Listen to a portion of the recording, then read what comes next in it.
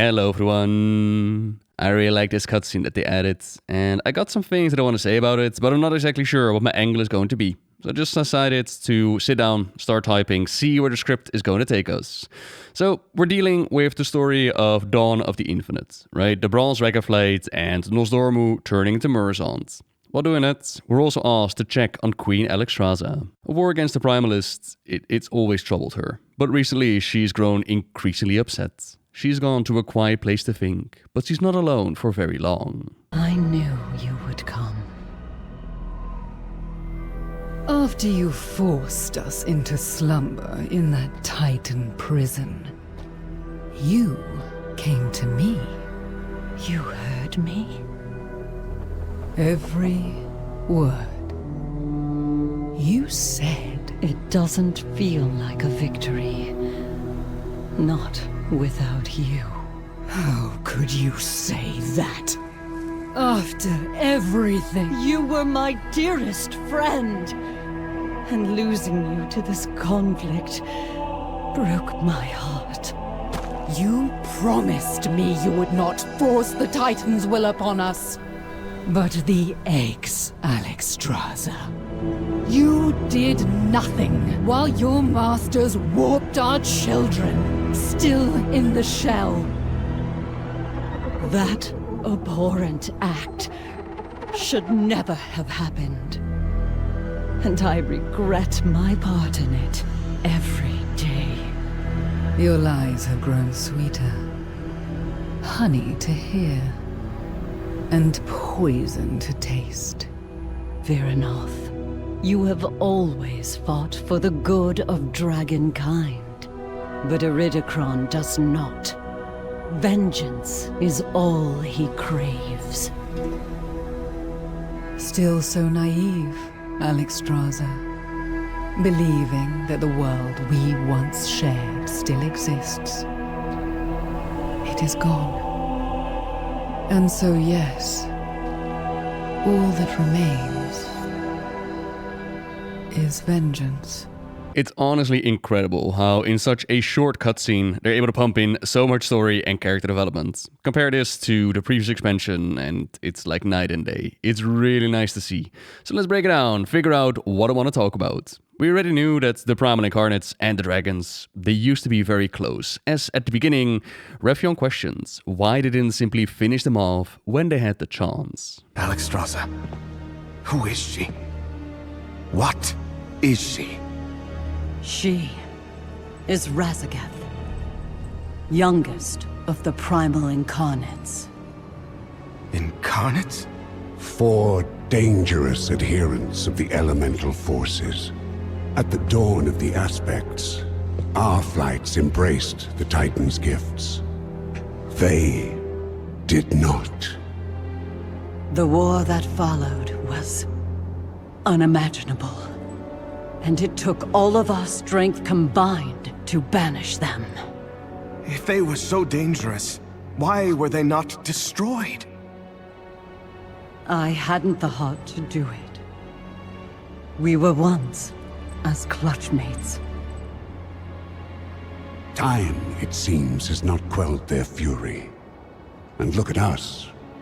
Should she free her kin now, we haven't the strength to stop them. And if Iridikron's hunger is unleashed... Imprisonment, slumber, in their mind it was the kinder option, even though they were surprisingly aware of the outside world.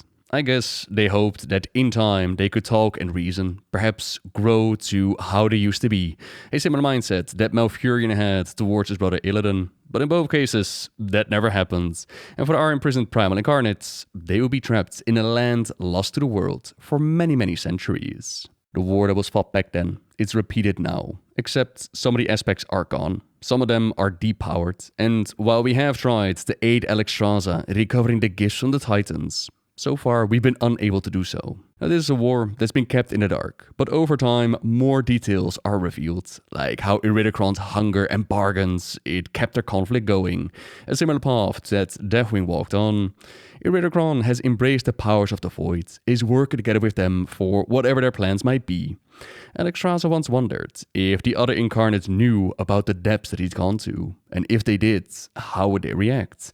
But it seems that no longer matters to Vyranoth, no matter how far Iridikron might take her and Fyrakk. A Fyrakk now infused with Shadow Flame. To them, all they have left is vengeance. Time will tell if that mindset is going to hold, or if she'll have a change of heart when more of Iridikron's darkness is revealed. At the same time, we also learn more about the darkness of the dragons, the catalyst of this war, forcing the Titan's will upon them, even before they were hatched. We learn that Keeper Tyr had been doing this from Progress Report Uldoros, and bits of the story that's told within the dungeon Halls of Infusion. It says, once purification is complete, an additional benefit will be found in offering the infused water to dragonkind. By ingesting the water, or causing their eggs to absorb its effects, it should be possible to keep even the most willful dragons aligned with the Titan's philosophies. We've also seen Tyr's experiments with the proto-dragons, but what we didn't know was whether or not the dragons were aware of what he had done. But now we do. At the very least, Alexstrasza was aware of what their so-called great friend Keeper Tyr had done to their children, and still, she remained at his side. I failed then to restore peace between us. Too many paid for that. Spare me your sanctimony! You forced the Titan's edict upon us all! You betrayed the world that gave us life! And when we dared resist, you cast us out! Never again! Can we really blame the Primal Incarnates for standing up against this? And what more don't we know about the war? Have we been fighting for the wrong side all along? It's a lot to throw into a very short cutscene, and ultimately Vyranoth decides to remain at the sides of the Incarnates, but I do wonder if that will stay that way, similar to how I'm wondering what kind of role Alexstrasza is going to play in the story. We know that in October we're gonna get a book which ties into this story. It's called War of the Skillborn, which will be about the war that the Primal Incarnates lost. For while the Dragon Queen in her flights set to reshaping Azeroth, not all dragonkind sees Order magic as a gift. Spurning the Titan's interference, a group of rebel primal dragons drink deep from the elemental powers of the planet and are reborn as the Incarnates. Led by Iridikron, the Incarnates believe that dragonkind should be subservient to no one. They foment a rebellion against the aspects, what they are, and all that they stand for. Despite the efforts of the Dragon Queen Alexstrasza and her primal friend Vyranoth to preserve peace, both sides slip closer to violence, as dragons are forced to choose a side or be swept up in the growing conflicts. With battle lines and allegiances drawn, the war amongst dragonkind shakes the foundation of the world. Both sides realize they will have to make sacrifices to secure the future of their kind. Sacrifices that will cascade through the ages. So far, we've been partying with the different Dragonflights, and we've been helping them out with their problems. For the Blues, we reunited their family. The Bronze has battled with the Infinites. The Black has gotten themselves a new aspect. The Greens, there's still an upcoming story. It's going to be related to most likely Ysera, Merifra, the Emerald Dream, and the Night Elves with their brand new world tree. But what about the Red Dragonflight? What role is there for Alexstrasza in all of this? And so far, it's been a bit weird what they've done with her. She's failed restoring the powers of the aspects, and we're still working on rebuilding their friends here. Then there was this weird questline in which she dealt with a brewing rebellion. Our ancient Dragon Queen had not considered that returning to Dragon Isles and just reclaiming the land from those who had called it their home for millennia, that might cause some friction, that they wouldn't all instantly be down with the aspects just reclaiming what they had. There was also a PTR quest in which players were asked to make sure that she stayed imprisoned to the Dragonmaw orcs for the sake of the timeline.